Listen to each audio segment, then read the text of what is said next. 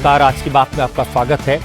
आज जब हमारे देश में छठ का महापर्व मनाया जा रहा है, चारों तरफ उत्साह का माहौल है, तब बांग्लादेश से एक बार फिर परेशान करने वाली तस्वीरें आई।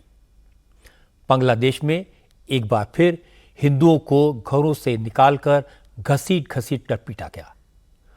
और चिंता की बात है कि इस बार हिंदुओं पर हमला कट्टरपंथियों ने नहीं, बांग्लादेश की फौज ने किया। बांग्लादेश की आर्मी रात के अंधेरे में हिंदुओं के घरों में घुसी, सोते हुए लोगों को पीटा गया, बुरी तरह लाठियां बरसाई गई और जान बचाकर भागते हुए हिंदुओं को सड़कों पर दौड़ा दौड़ाकर बेरहमी से पीटा गया। इसके बाद जुल्म के सबूत मिटाने के लिए बांग्लादेश की पुलिस ने हिंदुओं के मोहल्लों में लगे सीसीटीवी कैमरों को तोड़ डाला, घरों में घुसकर सीसीटीवी कैमरों के फुटेज को डिलीट कर दिया और जाते जाते हिंदुओं को धमकी दी, अगर घरों से निकले, अगर मुसलमानों के खिलाफ एक लफ्ज भी बोला तो गोली मार दी जाएगी। भारत सरकार ने इन घटनाओं पर चिंता जाहिर की है और सख्त नाराजगी जताई है। मोदी सरकार ने बांग्लादेश की सरकार से हिंदुओं पर हो रहे अत्याचार को तुरंत बंद करने, इस मामले की जांच कराने और हिंदुओं को सुरक्षा देने को कहा है। लेकिन हिंदुओं पर जुल्म का यह कोई पहला मामला नहीं है। शेख हसीना सरकार के तख्ता पलट होने के बाद से हर रोज हिंदुओं पर हमले हो रहे हैं और अब तो सेना भी हिंदुओं को निशाना बना रही है। हिंदुओं की गलती सिर्फ यह है, उनका कसूर सिर्फ इतना है कि उन्होंने देवी देवताओं के अपमान का, मंदिरों पर हमलों का विरोध किया था और इसके बाद बांग्लादेश की फौज ने हिंदुओं के मोहल्लों को पूरी तरह तहस नहस कर दिया। इससे यह सवाल पैदा होता है, क्या बांग्लादेश में हिंदुओं के अधिकार खत्म हो गए हैं? क्या हिंदुओं को पूजा का हक नहीं दिया जाएगा? क्या बांग्लादेश में मोहम्मद यूनुस की सरकार ने कट्टरपंथियों को हिंदुओं का अपमान करने के लिए, उन पर जुल्म करने के लिए लाइसेंस दे दिया है? क्या बांग्लादेश की फौज वहां रहने वाले हिंदुओं की दुश्मन हो गई है? और अब ऐसे हालात में भारत सरकार को हिंदुओं की हिफाजत के लिए क्या करना चाहिए, इस पर चर्चा करेंगे आज की बात में। लेकिन सबसे पहले आपको वो दिल दहलाने वाली तस्वीरें दिखाता हूं, जिन्हें देखकर आपको बांग्लादेशी हिंदू के दर्द का, उनकी पीड़ा का, उनकी तकलीफ का एहसास होगा।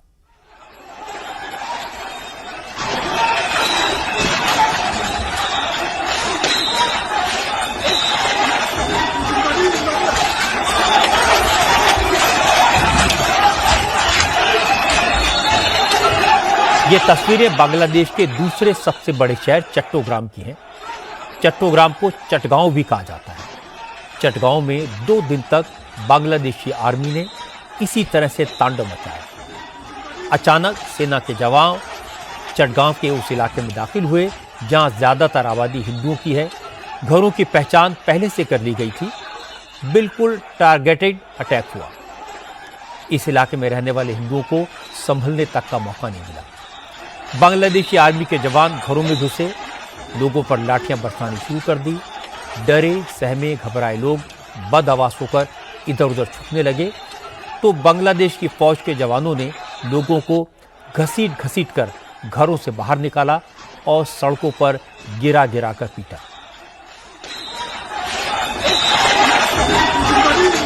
ये तस्वीरें चटगांव की हजारी गली, उस मोहल्ले की हैं जहां किसी हिंदू का एक भी घर नहीं बचा जिस पर बांग्लादेशी फौज ने हमला न किया हो। अब आपको इसी हजारी मोहल्ले की दूसरी गली का वीडियो दिखाता हूं। ये तस्वीरें हजारी मोहल्ले के एक कम्युनिटी सेंटर की हैं। ये वीडियो कम्युनिटी सेंटर के सामने की बिल्डिंग में छुप कर रह रहे एक शख्स से बनाया है। मोहल्ले में रहने वाले जो हिंदू हैं वो सेना के जुल्म से बचने के लिए इधर उधर भाग रहे हैं और हथियारों से लैस जवान लोगों को जानवरों की तरह पीट रहे हैं।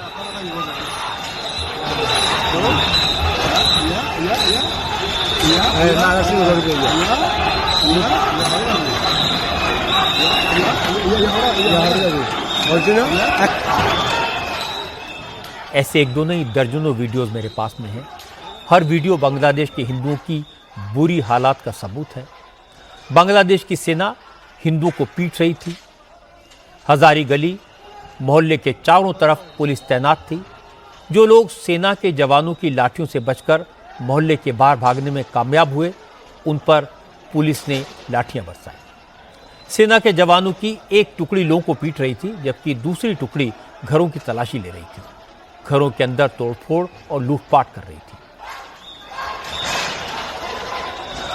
सेना की दरिंदगी से डरी हुई महिलाएं और सहमे हुए बच्चे मोहल्ले के कुछ घरों में छुप गए, तो बांग्लादेश की फौज के जवानों ने हिंदुओं के इन घरों को घेर लिया, हिंदुओं से घर से बाहर निकलने को कहा। जब लोग घरों से बाहर नहीं निकले तो जवानों ने हवाई फायरिंग करके लोगों को जान से मारने की धमकी दी। आप कल्पना करिए इस तरह के हालात में इन घरों में कैद हिंदुओं का क्या हाल हुआ होगा।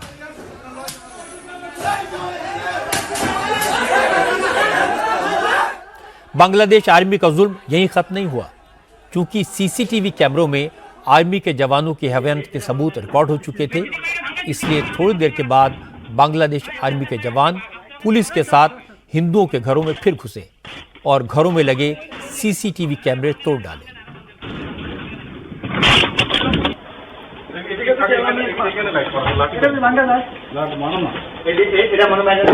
चटगांव की हजारी गली का एक और सीसीटीवी वीडियो आपको दिखाता हूं।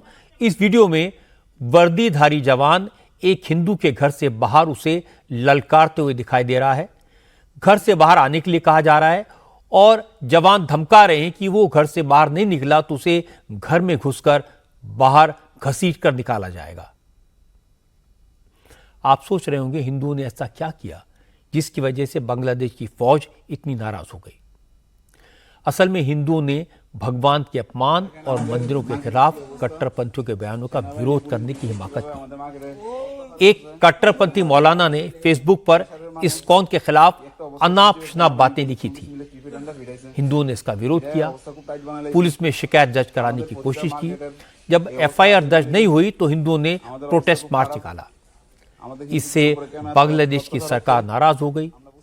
पहले प्रदर्शनकारियों पर लाठीचार्ज करवाया गया और जब प्रदर्शनकारियों की भीड़ तितर बितर हो गई, प्रोटेस्टर्स वापस चले गए, तो रात के 10 बजे के बाद पूरी प्लानिंग के साथ चटगांव के हजारी मोहल्ले को पुलिस ने घेरा और फिर बांग्लादेश की फौज ने हिंदुओं पर हमला किया। हजारी गली मोहल्ले के लोगों ने बताया कि आर्मी के जवानों ने घरों में घुसकर महिलाओं से छेड़खानी की, बुजुर्गों और बीमार लोगों को भी पीटा। इस वीडियो में जो शख्स रोता हुआ दिखाई दे रहा है, उसके घर में बांग्लादेश की सेना के जवान घुस गए थे और उसकी बेटी से बदतमीजी की थी। रोकने पर उसके साथ मारपीट हुई। दर्शक, वर्तमान सरकार शांतिते नोबेल पावा अशांतिर प्रतिभू दोस्तों, नोबेल पुरस्कार विजेता डॉक्टर मोहम्मद यूनुस की अगुवाई में जो सरकार चल रही है वो अंतरिम सरकार पूरी तरह से तानाशाही पर उतर आई है। खुली तानाशाही चल रही है। ये बात हर दिन साफ होती जा रही है। आपने वो बहुत परेशान करने वाले वीडियो देखे होंगे। ये चट्टग्राम की हाजिर गली की घटना है। मंगलवार रात की बात है। चट्टग्राम में ये सारा विवाद फेसबुक की एक पोस्ट को लेकर हुआ। जब एक शख्स के बयान को सोशल मीडिया पर पोस्ट किया गया तो हिंदुओं ने विरोध किया।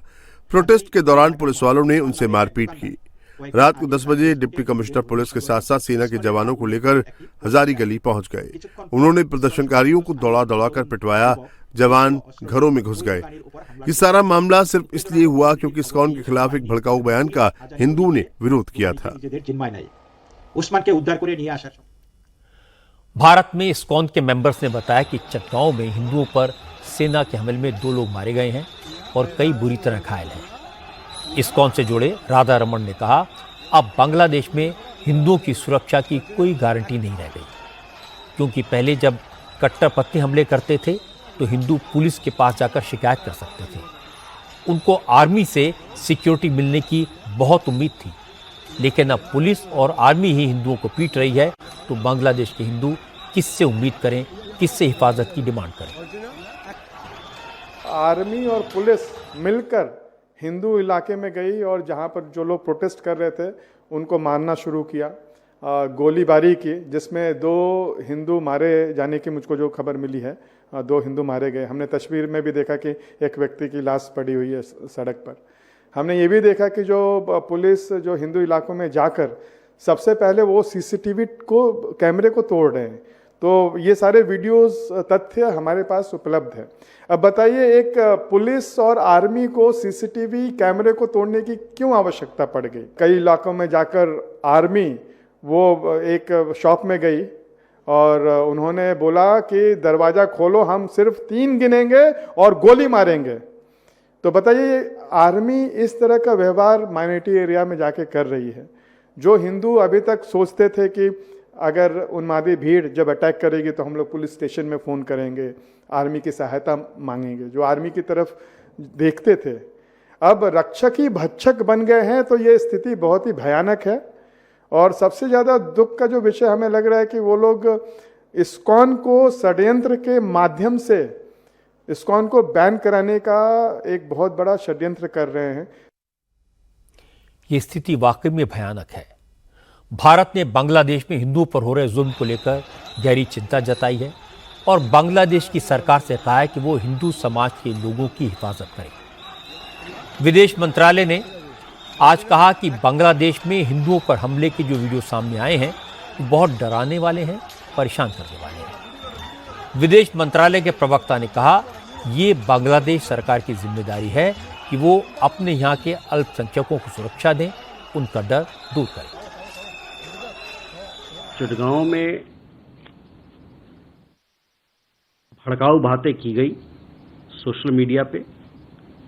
वो भड़काऊ बातें हिंदू समुदाय के लेके थी, उसके कारण वहाँ पर झगड़ा हुआ। वहाँ पर वहाँ पर जो हिंदू समुदाय के लोग हैं उन पर अटैक हुआ, उन पर लूटमारी की गई, उनको धमकाया गया। और ये सब चीज़ें, इन सब चीज़ों के पीछे जो एक्सट्रीमिस्ट वर्ग के लोग हैं, जो उग्रवादी उस टाइप के लोग हैं, उनका हाथ है। और हमारा ये बड़ा ये इस पहल से, इस प्रकार की चीज़ों से वहाँ पर समाज में जो बैलेंस है बिगड़ सकता है, कम्युनल टेंशन बढ़ सकता है। तो हमारा आग्रह है और वहाँ के सरकार से कि वो कदम उठाए ताकि ये जो एक्सट्रीमिस्ट वर्ग के लोग हैं उनको कंट्रोल किया जाए, उन पर एक्शन लिया जाए। और जो वहाँ पर हिंदू समुदाय के लोग हैं और माइनॉरिटी वर्ग के लोग हैं उनको सुरक्षा प्रदान किया जाए। ये उनकी खास जिम्मेवारी है कि सुरक्षा उनको दिया जाए। काफ़ी सारे वीडियो हमने देखे हैं, अभी आप लोगों ने देखा होगा सोशल मीडिया में, ये काफ़ी चल रहा है। वहाँ पर लूटपाट हुई, उनको धमकाया गया, उनको मारा गया, ये निंदनीय है। बांग्लादेश में हिंदुओं पर जुल्म के वीडियोस दिल दहलाने वाले हैं। हैरान करने वाली बात यह है कि इस बार यह काम फौज ने किया और अपनी हरकतों को छुपाने के लिए, सबूत मिटाने के लिए सीसीटीवी फुटेज डिलीट करती है। हालांकि बांग्लादेश में हिंदुओं पर अत्याचार अब कोई नई बात नहीं है। शेख हसीना के पावर से हटने के बाद जिस तरह के जुल्म हुए उसकी तस्वीरों ने रोंगटे खड़े कर दिए थे। इसलिए डोनाल्ड ट्रंप ने अपने इलेक्शन कैंपेन के दौरान बांग्लादेश के हिंदुओं के साथ हुई एट्रोसिटीज का जिक्र किया था, स्ट्रॉन्ग स्टेटमेंट दिया था। अब इलेक्शन में ट्रंप की जीत के बाद बांग्लादेश के पॉलिटिकल सर्कल्स में सन्नाटा है। कुछ लोग दावा कर रहे हैं कि हवा बदलने लगी है, कुछ लोग कह रहे हैं कि शेख हसीना की अवामी लीग में अब नई जान आ गई है। लेकिन ये वाकई में कितना इफेक्टिव है, ये पता चलने में अभी वक्त लगेगा। लेकिन जहां तक हिंदुओं पर हो रहे अत्याचार का सवाल है, अब इसमें सरकार के साथ फौज भी शामिल हो गई है। इसीलिए इसके खिलाफ दुनिया भर में माहौल बनाने की जरूरत है, दुनिया भर में आवाज उठाने की जरूरत है। बांग्लादेश की तरह कनाडा में भी जस्टिन ट्रूडो की सरकार खालिस्तानी आतंकवादियों को हिंदुओं के खिलाफ हिंसा करने की खुली छूट दे रही है। 3 दिन पहले ब्रैम्पटन में खालिस्तानियों ने हिंदू सभा मंदिर पर हमला किया था। अगले दिन हिंदुओं ने प्रोटेस्ट मार्च निकाले। हिंदू सभा मंदिर के पुजारी ने हिंदुओं से एकजुट होने की अपील की थी। आज प्रशासन के प्रेशर में उस पुजारी के खिलाफ ही एक्शन हो गया। पुजारी को सस्पेंड कर दिया गया। ब्रैम्पटन के मेयर पैट्रिक ब्राउन ने कहा, हिंदू सभा मंदिर के अध्यक्ष मधुसूदन लामा ने पुजारी को सस्पेंड कर दिया है क्योंकि पुजारी ने लोगों को हिंसा के लिए उकसाया था। पैट्रिक ब्राउन ने कहा, हिंदू सभा मंदिर के मैनेजमेंट ने लोगों को उकसाने वाले पुजारी को निलंबित करके एक अच्छी मिसाल कायम की है। लेकिन मेयर के प्रेशर में हिंदू सभा मंदिर के पुजारी के खिलाफ एक्शन से कनाडा के हिंदू नाराज हैं। उनका कहना है कि पुजारी ने किसी को हिंसा के लिए नहीं भड़काया, उन्होंने सिर्फ एकता की अपील की थी। लेकिन कनाडा के प्रशासन का कहना है कि पुजारी ने बटेंगे तो कटेंगे का नारा लगवाया। ये हरकत भड़काने वाली है, इसलिए पुजारी के खिलाफ एक्शन जायज है। मैं आपको पुजारी का वो बयान सुनवा देता हूं जो उन्होंने हमले से नाराज हिंदू को संबोधित करते वक्त दिया था, और आप खुद अंदाजा लगाइए क्या ये भड़काने वाला है। सुन लो, अभी भी कह रहे हैं बटोगे तो कटोगे। अब ये एक हमला कोई हिंदू सभा पर नहीं है, ये मत सोचना कि हिंदू सभा के ऊपर हमला हुआ। ये हमला पूरे वर्ष में दुनिया में जितने हिंदू हैं सबके ऊपर है। ये आज समय आ गया है, आज समय वो आ गया है जब आज हम लोगों को अपने बारे में नहीं, अपने आने वाली संतति के बारे में सोचना पड़ेगा। सबको एक होना पड़ेगा। हम किसी का विरोध नहीं करते हैं, लेकिन कोई हमारा विरोध करेगा तो इस बयान के कारण पुजारी पर तो एक्शन हो गया, लेकिन मंदिर पर हमला करने वाले खालिस्तानी आतंकवादी अभी भी कनाडा में खुलेआम घूम रहे हैं। उनके खिलाफ कोई एक्शन नहीं हुआ है। और इस बीच टोरंटो में इंडियन कॉन्सुलेट ने यह साफ कर दिया कि फिलहाल कनाडा में कॉन्सुलर कैंप्स कैंसिल कर दिए गए हैं, क्योंकि कॉन्सुलर कैंप में जाने वाले भारतीय डिप्लोमेट्स के लिए खतरा है, उनकी सिक्योरिटी कम है, और कनाडा की सरकार ने कैंप्स को सुरक्षा देने से इनकार कर दिया है। इसलिए भारत ने कनाडा में रहने वाले इंडियन सिटीजन्स की मदद के लिए लगाए जाने वाले कॉन्सुलर कैंप्स कैंसिल कर दिए। कनाडा सरकार के इस रुख पर विदेश मंत्रालय ने निराशा जताई है। विदेश मंत्रालय के प्रवक्ता ने कहा, कनाडा में कॉन्सुलर कैंप से लाखों भारतीयों को फायदा होता है, बुजुर्गों की मदद हो पाती है। ये कनाडा सरकार की जिम्मेदारी है कि वो भारत के डिप्लोमेट्स को सिक्योरिटी दें, सुरक्षा मुहैया करवाएं, लेकिन कनाडा की सरकार अपने सियासी फायदे के लिए अपनी जिम्मेदारियों से पीछे हट रही है। You would have seen the message posted by our consulate in Toronto that they have had to आपने देखा होगा कि टोरंटो में हमारे कॉन्सुलेट ने मैसेज दिया है कि उन्हें इस हफ्ते जो काउंसलर कैंप लगाना था उसको रद्द करना पड़ा, क्योंकि वहां की सरकार ने सुरक्षा के पर्याप्त इंतजाम नहीं किए। इसी वजह से हमें काउंसलर कैंप लगाने का कार्यक्रम रद्द करना पड़ा। कनाडा में भारतीय मूल के लोग काफी संख्या में रहते हैं। भारत में पेंशन और दूसरी जरूरतों के लिए उन्हें कई दस्तावेजों की जरूरत होती है, खासतौर से नवंबर और दिसंबर के महीनों में। इसीलिए हमने काउंसलर कैंप लगाने का फैसला किया था, ताकि भारतीय समुदाय के लोगों की मदद कर सकें। इससे उन लोगों को भी फायदा होता है जो भारतीय मूल के हैं लेकिन अब कनाडा के नागरिक बन गए हैं। हालांकि कनाडा के दूसरे हिस्सों में जैसे कि वैंकूवर में काउंसलर कैंप लगाए जाएंगे। ये काउंसलर कैंप सामुदायिक संगठनों की गुजारिश पर लगाए जाते हैं, तो जहां भी भारतीय समुदाय के लोगों को सहूलियत होगी हम वहां कैंप जरूर लगाएंगे। ऐसा लगता है कि मंदिर के पुजारी को शहर के मेयर और ब्रैम्पटन की पुलिस के प्रेशर में हटाया गया। ये बिल्कुल साफ है कि कनाडा की सरकार खालिस्तान सपोर्टर्स को सिर पर बिठाती है और हिंदुओं के साथ सौतेला व्यवहार कर रही है।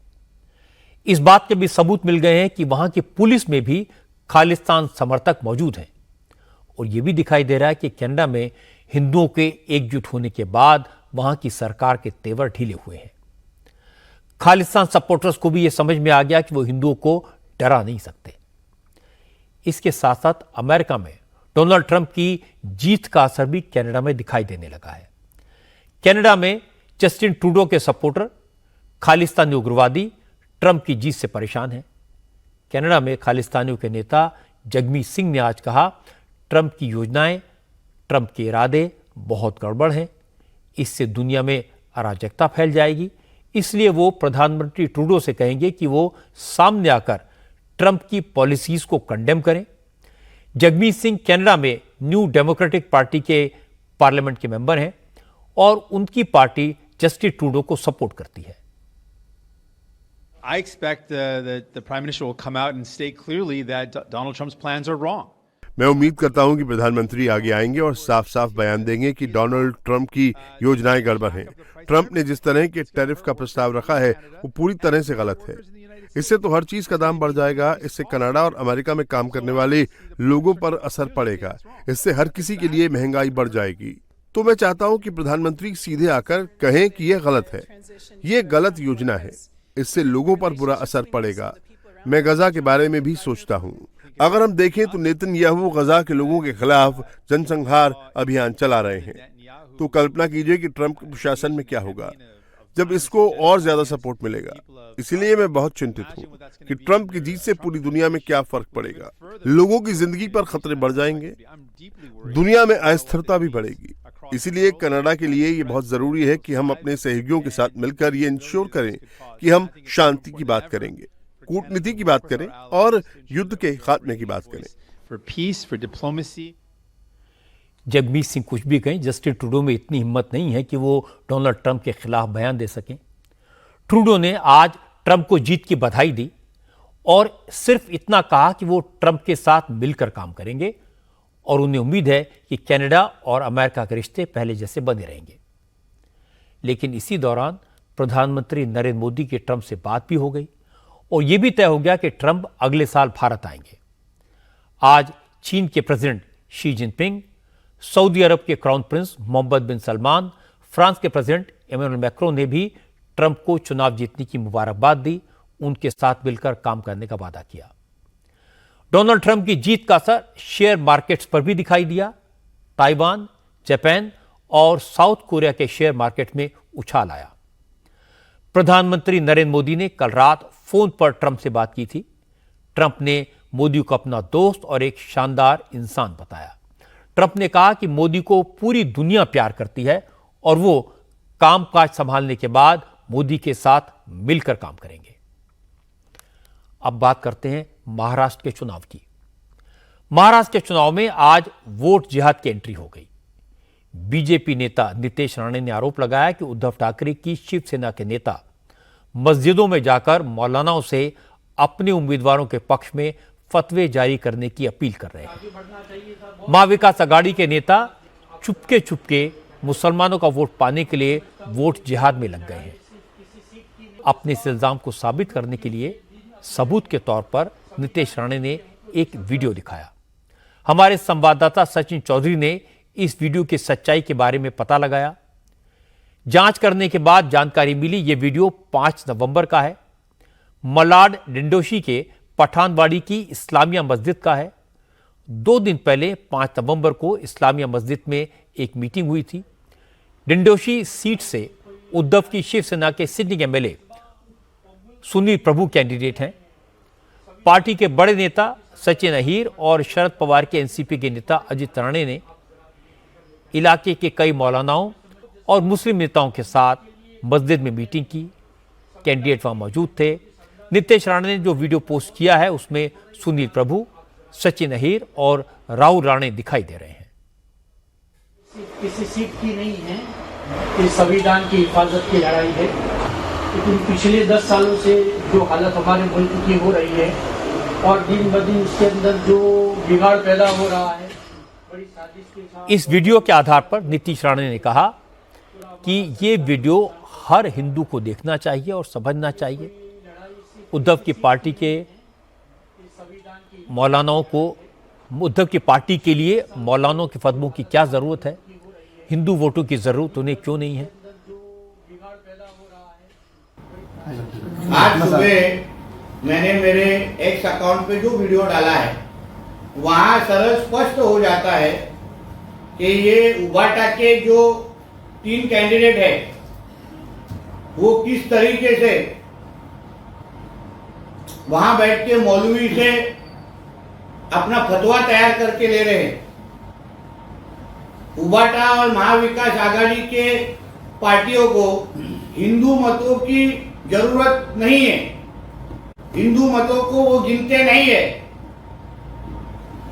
उनको सिर्फ बांटने की राजनीति करनी है। उनको सब सिर्फ अपने अपने मुस्लिम वोट, अल्पसंख्यक वोट की ही इनको पड़ी है। कभी भी ऐसी मीटिंग किसी भी हिंदू धर्मगुरु या किसी भी हमारे महाराज के पास उन्होंने रखने की कभी वीडियो हमको दिखने को नहीं मिलता। इसलिए महाराष्ट्र के हिंदू समाज ने ये वीडियो अच्छी तरह से देखना चाहिए और इसका करारा जवाब ये 20 नवंबर को देना चाहिए। चुनाव का मौका है, नीतीश राणे ने आरोप लगाया तो उद्धव की पार्टी की तरफ से तुरंत पलटवार किया गया। वीडियो में दिख रहे सचिन अहीर कैमरे के सामने तो नहीं आए, उन्होंने कोई बयान भी नहीं दिया, लेकिन उन्होंने मुसलमानों के साथ नीतीश राणे की तस्वीरें सोशल मीडिया पर पोस्ट कर दी। अब से थोड़ी देर पहले मस्जिद में हुई मीटिंग में मौजूद उद्धव की शिवसेना के उम्मीदवार सुनील प्रभु ने नीतीश राणे को जवाब दिया।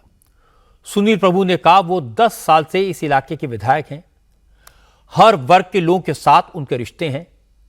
सुनील प्रभु ने संतों से मुलाकात की तस्वीरें भी दिखाई और कहा कि वो हिंदुओं और मुसलमानों सबसे वोट मांग रहे हैं, इसमें गलत क्या है। जो है वो नैरेटिव लोगों में फैलाने का काम इस तरह से चल रहा है। पिछले 10 साल से मैं इस क्षेत्र में विधायक है। दिंडोशी विधानसभा में सारे धर्म के लोग रहते हैं, सारे भाषिक लोग रहते हैं और सबसे मेरी अच्छी ताल्लुकात है। 10 साल में अगर मैं विधायक है तो मेरा एक अच्छा रिलेशन सबसे बना है और एक भाईचारा इस दिंडोशी विधानसभा में है। जैसे मैं वहां पर जितने धर्मगुरु थे मुस्लिम समाज के उनसे मिला, वैसे हिंदुओं को भी मिला ना। ये हिंदुओं के हमारे उस मंदिर के जो साधु है उनको मिलके उनका आशीर्वाद लिया। ये हमारे हनुमान जी मंदिर तपोवन में है, वहाँ के साधु है, वहाँ बड़ा याग होता है, यज्ञ होता है, वहाँ सब लोग जाते हैं। तो भी ऐसे लोगों के पास जाना ये भी मेरा कर्तव्य है। कल जैन मुनि जो रहेंगे उनके पास भी मैं जाऊंगा।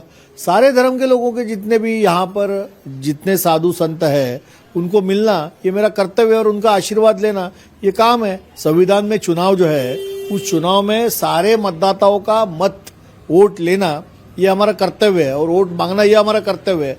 तो हम हमारी जाके वहां पर लोगों को विनती करते हैं कि हमें वोट दीजिए, उसमें क्या बड़ी बात है। कांग्रेस नेता हुसैन दलवाई ने भी इसी लाइन पर बात की। हुसैन दलवाई ने कहा अगर शिवसेना के नेता मुसलमानों से मिले तो इसमें गलत क्या है, इसे वोट जिहाद कहना गलत है। हुसैन दलवाई ने कहा चुनाव के वक्त बीजेपी के नेता हर रोज हिंदुत्व की रट लगाते हैं, क्या वो संविधान के खिलाफ नहीं है। मुसलमानों के पास जाना और उनको वोट देने के लिए अजीजी करना, इसका मतलब ये नहीं होता कि वोट जिहाद है। भाजपा वाले भी सब जगह जाते हैं, भाजपा के मुस्लिम कार्यकर्ता भी मुसलमानों के पास जाते हैं। वोटिंग के वक्त सब समाज के पास जाके वोट दीजिए ये बोलना, इसका मतलब वोट जिहाद है, इस तरह का प्रचार करना बिल्कुल गलत बात है। हालांकि भाजपा वाले हर दिन हिंदुत्व जो करते हैं और माहौल खराब करते हैं। बाबा साहब अम्बेडकर ने सबको वोटिंग का राइट दिया है और समानता का तत्व दिया है। ये समानता आप मानते ही नहीं। हिंदुत्ववाद की बात करना ये तो संविधान के खिलाफ है, ये बात ध्यान में रखना। इंडिया आघाड़ी के कोई भी लोग मुसलमानों हमें वोट दो इस तरह से बात नहीं करते, सबके वोट हमें चाहिए। इंटरेस्टिंग बात है कि सचिन अहीर की कोशिश का असर यहां के मौलानाओं पर दिखाई दे रहा है। इस मीटिंग में शामिल मौलानाओं ने कहा पहले की शिवसेना अलग थी, उद्धव की शिवसेना अलग है। उद्धव सबको साथ लेकर चलने की बात कहते हैं, इसलिए मुसलमान उद्धव की पार्टी को सपोर्ट करेंगे। मौलाना जाबिर बेग ने कहा उद्धव की पार्टी अब हिंदुत्व की बात नहीं करती, वो विकास की बात करती है। उन्होंने कहा यह बात तय है कि मुसलमान महायुति को वोट नहीं देगा क्योंकि वो मुस्लिम विरोधी है। इसलिए मौलानाओं ने मुसलमानों के लिए फतवा जारी कर दिया है कि महाविकास आघाड़ी को वोट देना है। बड़े बड़े लोग बैठे ना मौलाना लोग, उन्होंने बता दिया जो सबको लेके चले, हमारे हिंदू भाई को लेके चले, मुसलमान को लेके चले, तमाम अल्पसंख्यक को लेके चले, बहुसंख्यक को लेके चले, ऐसे लोगों का साथ हमको देना है। कौन ऐसे लोग हैं? महाविकास आघाड़ी 5 तक कौन ऐसे लोग हैं? कौन ऐसे लोग? दो ही तो अलायंस है, महाविकास आघाड़ी और महायुति, इंडिया और महाविकास आघाड़ी। अभी महाराष्ट्र में खुला ऐलान है। कल तक जो शिवसेना साहब बाला साहब ठाकरे की थी उसमें और आज में बहुत फर्क है। उद्धव साहब जो है अब वो विकास की बात करते हैं, वो सबको लेकर चलने की बात करते हैं, हम उनके साथ हैं। आप आ जाओ साहब सुबह, हम आपके साथ हैं।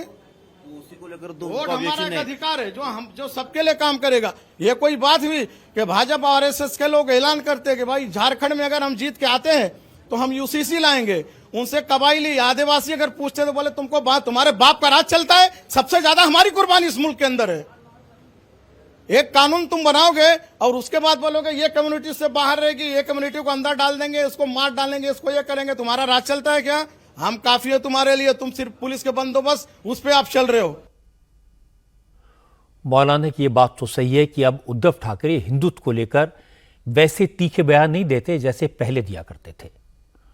उद्धव अपनी रैलियों में कहते हैं उनका हिंदुत्व बीजेपी के हिंदुत्व से अलग है और यह भी तय है कि मुसलमानों का वोट बीजेपी को कम ही मिलता है। ज्यादातर मुसलमान टैक्टिकल वोटिंग करते हैं, उन्हीं उम्मीदवारों को सपोर्ट करते हैं जो बीजेपी को हराने की स्थिति में हो। इसलिए अगर उद्धव की पार्टी के नेता मस्जिद में जाकर मौलानाओं से मीटिंग न भी करते, वोट न भी मांगते, तो भी मुसलमानों का वोट उनकी पार्टी के उम्मीदवार को ही मिलता। लेकिन मस्जिद में मौलानाओं से मुलाकात का वीडियो सामने आने के बाद उद्धव की शिवसेना डिफेंसिव पर है। वो जानते हैं कि उन्हें हिंदू वोटों का थोड़ा बहुत नुकसान हो सकता है और नीतीश राणे का मकसद, उनकी मंशा यही है। लेकिन मुंबई की 2 और सीटों मानखुर्द और अणुशक्ति नगर सीट पर समीकरण बिल्कुल अलग है। यहां नवाब मलिक और उनकी बेटी सना मलिक चुनाव के मैदान में हैं। आज अजीत पवार नवाब मलिक और सना मलिक के लिए कैंपेन करने पहुंचे। इन दोनों सीटों पर मुस्लिम वोटर्स की तादाद अच्छी खासी है। इसीलिए अजीत पवार ने इलाके के लोगों को बार बार बताया कि पिछले 1.5 साल में महायुति की सरकार में उन्होंने मुसलमानों के लिए कितना काम किया। अणुशक्ति नगर और मानखुर्द शिवाजी नगर दोनों सीटों पर अजीत पवार का रोड शो हुआ। अजीत पवार ने कहा कि महाविकास अघाड़ी मुसलमानों के लिए सिर्फ वादे करती है। महायुति की सरकार ने बिना भेदभाव के योजनाएं लागू की, जिसका फायदा मुसलमानों को भी मिला। उन्होंने खुद फाइनेंस मिनिस्टर के तौर पर मुसलमानों के लिए 500 करोड़ से ज्यादा का फंड दिया। अजीत पवार ने कहा अगर महाराष्ट्र में फिर महायुति की सरकार आई तो फायदा मुसलमानों को भी होगा। अजीत पवार ने कहा बीजेपी नवाब मलिक का विरोध कर रही है, इसका कोई असर नहीं होगा क्योंकि नवाब मलिक पर लगे आरोप पॉलिटिकल हैं, इसलिए बीजेपी के सपोर्ट के बिना भी नवाब मलिक चुनाव जीत पाएंगे। पिछले बार भी आया था, पहली बार नहीं। मैं बहुत सी रैली में जाता हूँ मेरे कैंडिडेट के, वैसे ही सना की और नवाब भाई की रैली में मैं आया हूँ। ये दोनों भी सीट हम अच्छी तरह से जिता के लाएंगे। मैंने इस गवर्नमेंट में 1.5 साल में था एज अ फाइनेंस मिनिस्टर के नाते। मैंने माइनॉरिटी के बारे में बहुत कुछ डिसीजन लिया है, तो सबको साथ हम जा रहे हैं, सबको लेके जा रहे हैं। नवाब भाई के ऊपर ऐसे बहुत से पॉलिटिशियन के ऊपर अलग अलग एलिगेशन हुए हैं, लेकिन जब तक वो आरोप सिद्ध नहीं होता तब वो उसको कोई ऐसा वो गिल्टी है ऐसे समझने की जरूरत नहीं। मुझे पूरा भरोसा है उसमें से नवाब भाई बहुत अच्छी तरह से बाहर। अणुशक्ति नगर में समा मलिक के खिलाफ महायुति ने उम्मीदवार नहीं उतारा है, लेकिन नवाब मलिक के खिलाफ मानखुर्द की सीट पर एकनाथ शिंदे की शिवसेना ने सुरेश बुलेट पाटिल को उतारा है। बीजेपी बुलेट पाटिल को सपोर्ट कर रही है और समाजवादी पार्टी की तरफ से सिटिंग एमएलए अबू आजमी भी मैदान में है, इसलिए मुकाबला त्रिकोणीय है। नवाब मलिक को डर इस बात का है कि अजीत पवार महायुति के साथ हैं, इसलिए मुसलमानों का वोट कट सकता है और महायुति का वोट शिंदे के उम्मीदवार को मिल सकता है, इसलिए वो दोनों पार्टियों के बीच पिस सकते हैं। अगर ऐसे हालात में भी नवाब मलिक जीत जाएंगे तो ये अजीत पवार के लिए बड़ी उपलब्धि होगी। अब बात करते हैं जम्मू कश्मीर की। जम्मू कश्मीर असेंबली में पिछले 4 दिन से रोज हंगामा होता है और हंगामे की वजह सिर्फ एक है, आर्टिकल 370। आज भी जैसे ही सदन की कार्रवाई शुरू हुई, बीजेपी के विधायकों ने कल सदन में पास हुए आर्टिकल 370 के प्रस्ताव का विरोध किया। बीजेपी के विधायक और विपक्ष के नेता सुनील शर्मा प्रस्ताव के विरोध में बोल ही रहे थे। इसी दौरान इंजीनियर रशीद के भाई और अवामी इत्तेहाद पार्टी के विधायक शेख खुर्शीद एक बैनर लेकर वेल में पहुंच गए, जिसमें आर्टिकल 370 और 35A की बहाली की मांग की गई थी। हालांकि मार्शल्स ने उन्हें ऐसा करने से रोकने की कोशिश की। इस बीच बीजेपी के मेंबर्स भी वेल में पहुंच गए। शेख खुर्शीद से बैनर छीन लिया और उसे फाड़कर फेंक दिया। इसके बाद बात बढ़ गई और देखते देखते हाथापाई शुरू हो गई।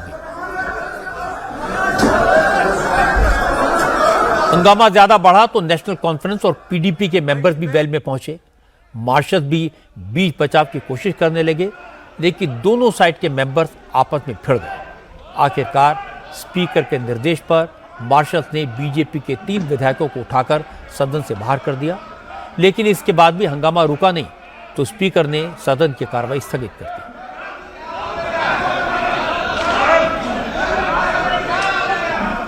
बीजेपी ने इस पूरे हंगामे को लेकर इल्जाम स्पीकर पर लगाया। विपक्ष के नेता सुनील शर्मा ने कहा, स्पीकर अब्दुल रहीम राघर नेशनल कॉन्फ्रेंस के एजेंट की तरह काम कर रहे हैं। उमर अब्दुल्ला चाहे जो भी कर लें, वो अपने मंसूबों में कामयाब नहीं होंगे। आर्टिकल 370 कभी वापस नहीं आएगा। कल जिस प्रकार से एक रेजोल्यूशन मूव किया गया, जो गैर कानूनी था, जो अनकॉन्स्टिट्यूशनल था, उसके विरोध में हमने उस प्रोसीजर को चैलेंज किया और उस चेयर को चैलेंज किया जिस पे स्पीकर बैठे हुए। स्पीकर एक पार्टी का एजेंट की तरह एक्ट कर रहा था, बिहेव कर रहा था। ये एक तारीख है, अब 370 ये दफन हो चुका है। उमर अब्दुल्ला साहब की 1000 पीढ़ियां भी आएंगी, अब 370 वापस नहीं आएगा। इसके बाद बीजेपी की तरफ से स्मृति ईरानी ने जम्मू कश्मीर असेंबली में हो रहे हंगामे पर कांग्रेस को घेरा। स्मृति ईरानी ने कहा, आर्टिकल 370 को खत्म करने के लिए जो फैसला देश की पार्लियामेंट में किया, नेशनल कॉन्फ्रेंस संसद के उस फैसले का अपमान कर रही है। आर्टिकल 370 की वापसी का प्रस्ताव पास कर रही है और कांग्रेस खामोश रहकर उनका सपोर्ट कर रही है। स्मृति ईरानी ने कहा, कुछ लोग भारत को जोड़ने की नहीं तोड़ने की कोशिश कर रहे हैं, लेकिन देश इसे मंजूर नहीं करेगा। लोकतांत्रिक ढांचे के माध्यम से एक चुनी हुई सरकार भारत को जोड़ने की बजाय भारत को तोड़ने का प्रमाण दे रही है। आज मैं इंडिया अलायंस के नेताओं से पूछना चाहती हूं कि भारत की पार्लियामेंट और सुप्रीम कोर्ट का जो निर्णय सबको मान्य है, उस निर्णय का अपमान, उस निर्णय की अवहेलना करने का अधिकार कांग्रेस को, एनसी को देश में किसने दिया? मैं इंडिया अलायंस के सभी नेताओं को आश्वस्त करना चाहती हूं कि संसद द्वारा पारित धारा 370 पुनर्स्थापित नहीं होगा और जम्मू कश्मीर को भारत से बांटने का उनका ये प्रयास कामयाब नहीं होगा। हालांकि राज्य के मुख्यमंत्री उमर अब्दुल्ला आज असेंबली में कुछ नहीं बोले। जिस वक्त हंगामा हो रहा था, वो चुपचाप अपनी सीट पर बैठकर तमाशा देखते रहे। लेकिन इसके बाद गांदरबल के एक प्रोग्राम में उमर अब्दुल्ला ने कहा, चुनाव के बाद कुछ लोग उन्हें ताना देने लगे थे कि उमर अब्दुल्ला ने पब्लिक से जो वादा किया था वो उसे भूल गए, लेकिन ऐसा नहीं है। उन्होंने जो वादा किया था उसे जरूर निभाएंगे और आर्टिकल 370 को लेकर उनकी पार्टी जो रेजोल्यूशन लाई है वो उसी वादा को पूरा करने का सबूत है। मैं इलेक्शन में बार बार आपसे कहता रहा कि इस असेंबली के जरिए हमने अपनी आवाज बुलंद करनी है। इस असेंबली के जरिए हमने पैगाम भेजना है कि जो हमारे साथ हुआ 5 अगस्त 2019 को, वो हमें काबिल कबूल नहीं है। अब जब पहले दिन उसका कहीं जिक्र नहीं हुआ, कुछ लोगों ने हमें ताने देने शुरू किए, भूल गए, धोखा दिया। अब हम धोखा देने वाले लोगों में से नहीं हैं। फर्क ये है कि कि हम कायदा कानून जानने वाले लोग हैं। नहीं तो हम पहले दिन ऐसा रेजोल्यूशन लाते जिसको वो उठा के रद्दी की टोकरी में फेंक देते, फिर क्या फायदा होता। हम चाहते थे असेंबली से ऐसी आवाज आए जो मरकज को कल मजबूर करे हमसे बात करने के लिए, और वो आवाज आपकी कल असेंबली ने बुलंद करके वो रेजोल्यूशन पास करके दुनिया को बताया कि हम क्या चाहते हैं और क्या हासिल करके रहेंगे। जम्मू कश्मीर की असेंबली में आर्टिकल 370 को लेकर हंगामा होना स्वाभाविक है। इस मामले में उमर अब्दुल्ला और पीडीपी की लाइन क्लियर है। वो आर्टिकल 370 को बहाल करना चाहते हैं। बीजेपी का स्टैंड बिल्कुल साफ है। पर असली मुसीबत कांग्रेस की है। कांग्रेस ने पार्लियामेंट में आर्टिकल 370 हटाए जाने को सपोर्ट किया था, पर जम्मू कश्मीर में कांग्रेस का अलायंस नेशनल कॉन्फ्रेंस से है, इसलिए वहां कांग्रेस ये नहीं कह सकती कि वो आर्टिकल 370 की बहाली की मुखालफत करती है। कांग्रेस को कश्मीर में एक और एम्बैरेसमेंट हुआ। दिल्ली की तिहाड़ जेल में बंद यासीन मलिक की वाइफ मुशाल हुसैन मलिक ने राहुल गांधी को चिट्ठी लिखकर यासीन के लिए मदद मांगी। यासीन मलिक का इशू राहुल गांधी से पार्लियामेंट में उठाने को कहा। मुशाल का कहना है कि यासीन मलिक जम्मू कश्मीर में शांति ला सकते हैं। यासीन मलिक की वाइफ मुशाल हुसैन पाकिस्तानी है, इसलिए कांग्रेस खामोश है। बीजेपी को मौका मिला तो पूछ रही है कि आखिर आतंकवादी मदद के लिए कांग्रेस को ही क्यों अप्रोच करते हैं। अब यह ऐसा मामला हो गया कि कांग्रेस के लिए न कुछ कहते बनता है और न चुप रहते। सुपरस्टार सलमान खान के बाद शाहरुख खान को भी धमकी दी गई है। मुंबई के बांद्रा पुलिस स्टेशन में फोन करके एक शख्स ने कहा, अगर शाहरुख खान ने 50 लाख रुपए नहीं दिए तो उसे मार दिया जाएगा। पुलिस ने इस मामले में केस दर्ज करके जांच शुरू की तो पता चला जिस फोन नंबर से कॉल करके धमकी दी गई थी वो छत्तीसगढ़ में रायपुर के रहने वाले फैजान खान के नाम से था। फोन नंबर के आधार पर मुंबई पुलिस आरोपी को पकड़ने के लिए रायपुर पहुंची और जब पुलिस ने फैजान से पूछताछ की तो उसने बताया कि उसका फोन 2 नवंबर को चोरी हो गया था। उसने इसकी रिपोर्ट दर्ज करवाई थी, हालांकि उसने अपना फोन नंबर ब्लॉक नहीं कराया। इसके बाद मुंबई पुलिस ने फैजान को मुंबई आकर अपना बयान दर्ज कराने को कहा। आज सुबह मुंबई पुलिस थाना पंडरी में आई, जहां पर उन्होंने सूचना दी कि एक क्राइम रजिस्टर हुआ है बांद्रा पुलिस स्टेशन में, जहां पर शाहरुख खान को धमकी दी गई थी एक्सटॉर्शन के लिए, कुछ पैसों की मांग की गई थी। तो उस पर मुंबई पुलिस ने आकर के उसमें जो आरोपी का जो पहचान हुई है वो थाना पंडरी इलाके का रहने वाला है, तो उस पर मुंबई पुलिस उनको एक नोटिस तामील करके जा रही है। क्या उसकी गिरफ्तारी हुई है सर? नहीं, अभी गिरफ्तारी का कुछ सूचना ऐसी नहीं मिली है, सिर्फ एक नोटिस उनको आप देख करके मुंबई पुलिस जा रही है। सर उसका बैकग्राउंड क्या है? जो व्यक्ति है उसका नाम मोहम्मद फैजान खान के नाम से आइडेंटिफाई हुआ है और पेशे से वो एडवोकेट है। किस तरह धमकी दिया था सर? धमकी फ़ोन कॉल के माध्यम से हुई थी। जो एक कॉल गई थी ये बांद्रा पुलिस स्टेशन को ही गई थी और बांद्रा पुलिस स्टेशन में जो स्टाफ है उसने वो कॉल सुनी और उसको धमकी मिली। उसके बाद उन्होंने वरिष्ठ अधिकारियों को सूचित करके इसमें क्राइम रजिस्टर किया। कब का ये पूरा मामला? ये 5 तारीख का मामला है। इस दौरान सलमान खान को धमकी देने वाले एक आरोपी को कर्नाटक से गिरफ्तार कर लिया गया है। उसका नाम बीकाराम जलाराम बिश्नोई है। बीकाराम बिश्नोई मूल रूप से राजस्थान के जालौर जिले का रहने वाला है। उसने सलमान को धमकी देकर कहा था कि सलमान ब्लैक बक मारने के लिए माफी मांगे, वरना उनका भी वही हाल किया जाएगा जो एनसीपी नेता बाबा सिद्दीकी का हुआ था। सलमान को धमकी भरा यह मैसेज कर्नाटक से भेजा गया था। जांच करते हुए मुंबई पुलिस कर्नाटक पहुंची और लोकल पुलिस की मदद से बीकाराम बिश्नोई को गिरफ्तार कर लिया। शाहरुख खान को धमकी देने का केस थोड़ा अजीब है। धमकी देने वाले ने शाहरुख को फोन नहीं किया, उनके ऑफिस में फोन नहीं किया, पुलिस स्टेशन में फोन करके धमकी दी। थ्रेट देने वाले की इस बात पर यकीन करना मुश्किल है कि उसका फोन चोरी हो गया था तो भी उसने अपना फोन ब्लॉक नहीं करवाया। सलमान खान को धमकी देने वाले जो पकड़े जा रहे हैं, इनमें कई ऐसे निकले हैं जिन्होंने सिर्फ पब्लिसिटी पाने के लिए यह काम किया। सबसे चौंकाने वाला केस तो उस शख्स का है जिसने एयरलाइंस में बम होने की धमकियां दी थी। उसकी होक्स कॉल की वजह से 410 नेशनल और इंटरनेशनल फ्लाइट्स को कैंसिल करना पड़ा था और अंदाजा यह है कि इसे करीब 1000 करोड़ रुपए का नुकसान हुआ और यह काम नागपुर के गोंदिया में बैठे एक अकेले आदमी ने कर दिया। पुलिस को ऐसी हर कॉल ट्रेस करने में कितनी मशक्कत करनी पड़ती है, कितना टाइम वेस्ट होता है, इसकी तो वैल्यू लगाना भी मुश्किल है।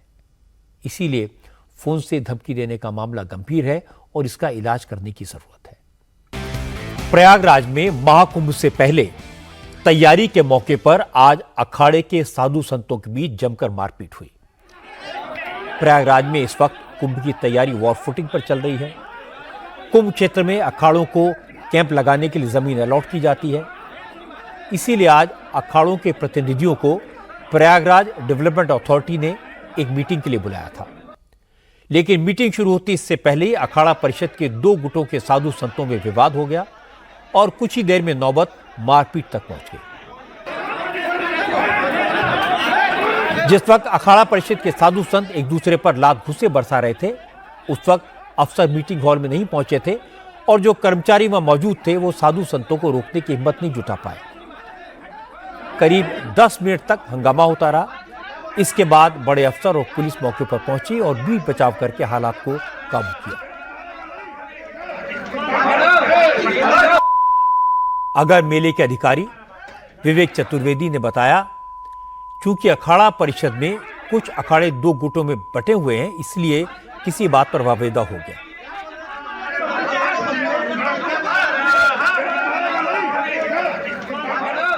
अखाड़ा परिषद में भी जो कुछ अखाड़ा एक तरफ है, कुछ अखाड़ा एक तरफ, इस तरह का इन लोगों में है। तो उसी में आए हैं जब, तो उसमें थोड़ा सा असमंजस की स्थिति हुई है, वाद विवाद हुआ है उनका, लेकिन तुरंत ही तत्काल फिर मेला प्रशासन और पुलिस प्रशासन ने पहुंच करके मैटर को सॉर्ट आउट कर लिया है और एक गुट को हम लोग ले गए हैं और उनका निरीक्षण भी हो गया है। वहां पर उन्होंने निरीक्षण भी कर लिया है जमीन का और संतुष्ट भी हैं। और दूसरे गुट के लिए हम लोगों ने निवेदन किया है, यहाँ पर मेलाधिकारी साहब ने बैठक ली और निवेदन किया, तो वो लोग भी कल सुबह 10 बजे निरीक्षण के लिए अपनी सहमति दी है। वैसे पता यह लगा कि साधु संतों के बीच झगड़ा जमीन के अलॉटमेंट के लिए नहीं हुआ, मामला कुर्सी का था। मीटिंग में हॉल में एक गुट के लोगों को कुर्सी पर बैठाया गया, दूसरे गुट के लोगों को अपनी पसंद की कुर्सियां नहीं मिली। इसी बात पर विवाद हुआ और कुर्सी के चक्कर में मारपीट हो गई। साधु संतों के बीच इस तरह का झगड़ा दुर्भाग्यपूर्ण है। कल ही चित्रकूट में संघ प्रमुख मोहन भागवत ने कहा था, सारे हिंदू देश के विकास के लिए और सनातन के उत्थान के लिए एकजुट हो जाएं, साधु संत समाज को रास्ता दिखाएं। और आज ही प्रयागराज में टकराव, मारपीट, हंगामा देखने को मिला। चित्रकूट के इसी धार्मिक समारोह में स्वामी चिदानंद सरस्वती ने कहा था कि संत एक दूसरे की बुराई न करें और आज ही लात घूंसे चले। चित्रकूट में संघ प्रमुख ने यह भी कहा था कि सनातन और संतों के काम में आने वाली बाधाओं को संघ के स्वयंसेवक डंडा लेकर ठीक करेंगे। लेकिन आज जो नजारा देखने को मिला, उससे लगता है कि पहले तो संघ के स्वयंसेवकों को डंडा लेकर इन मारपीट करने वालों और थप्पड़ चलाने वालों को ठीक करना पड़ेगा।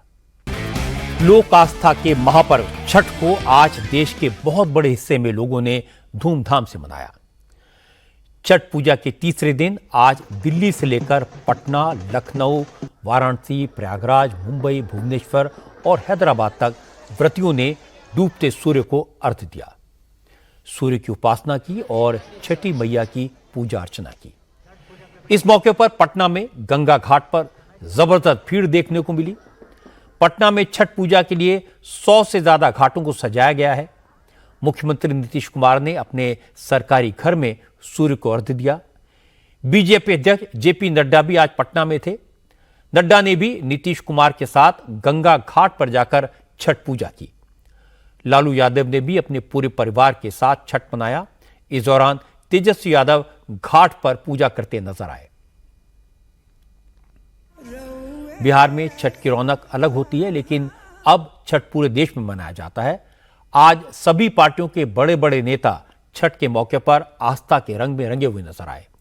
योगी आदित्यनाथ आज लखनऊ में गोमती नदी के किनारे छठ पूजा में शामिल हुए। वैदिक मंत्रों के बीच अस्ताचलगामी सूर्य को उन्होंने अर्घ्य दिया और सभी को छठ की शुभकामनाएं दी।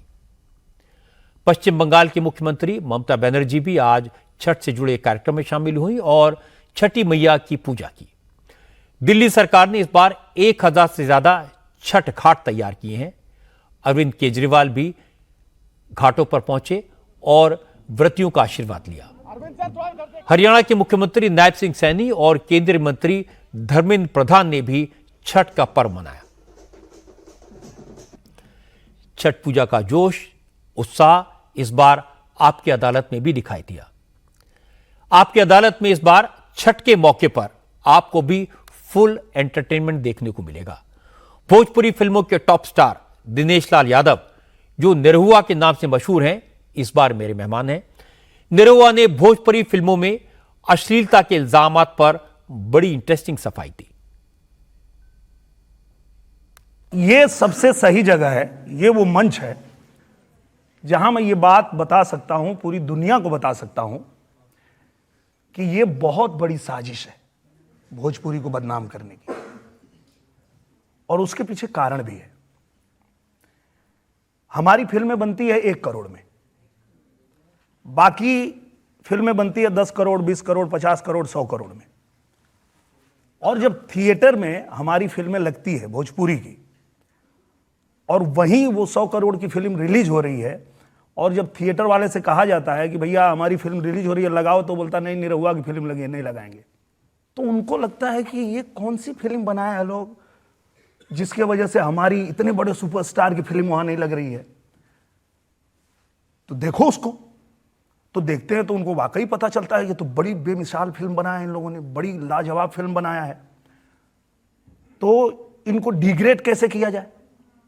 तो डिग्रेड करने के लिए मीडिया में, हर इंटरव्यू में, हर प्लेटफॉर्म पे भोजपुरी को अश्लील सिर्फ अश्लील बात करके, कह के, और उसको ऐसा जताया जाता है, जबकि आज ये पूरा देश तय करे, ये पूरी जनता करे, जज साहब तय करे, आप तय करें। जो आपने इल्जाम लगाया है कि हमारे गाने में रहता है सैया, तो उनके गाने में क्या रहता है? सैया के साथ मड़ैया में। वो अश्लील नहीं है, वो अश्लील नहीं है। उनके गाने में क्या होता है? हमने खाली ये अपने गाने में दिखाया कि हमारी पत्नी है और वो तैयार हो रही है जाने के लिए, और वो कह रही है कि हाथ पहुंचत नहीं खे जाता रूक राजा जी, लगाए दें चोलिया के हुक राजा जी।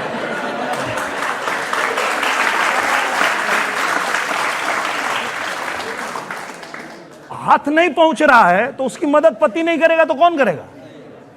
तो वो कह रही है कि लगाए दें चोलिया के हुक राजा जी। अब इसको बताते हैं कि अश्लील है, और वो जब पूछते हैं कि चोली के पीछे क्या है, चुनरी के नीचे।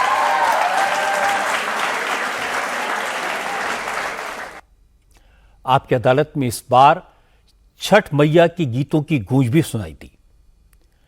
इस बार जज हैं लोकगीतों की मशहूर गायिका मालिनी अवस्थी। दर्शकों की डिमांड पर मालिनी अवस्थी ने छठ पर एक गीत सुनाया। अरे काचही बांस के बहंगिया, बहंगी लचकत जाए, अरे होई ना बलम जी कहरिया, बहंगी घाटे पहुँचाए, अरे तुहरी जे पानी छठी मैया, बहंगी उनका के जाए, बहंगी घाटे पहुँचाए, बहंगी लचकत जाए।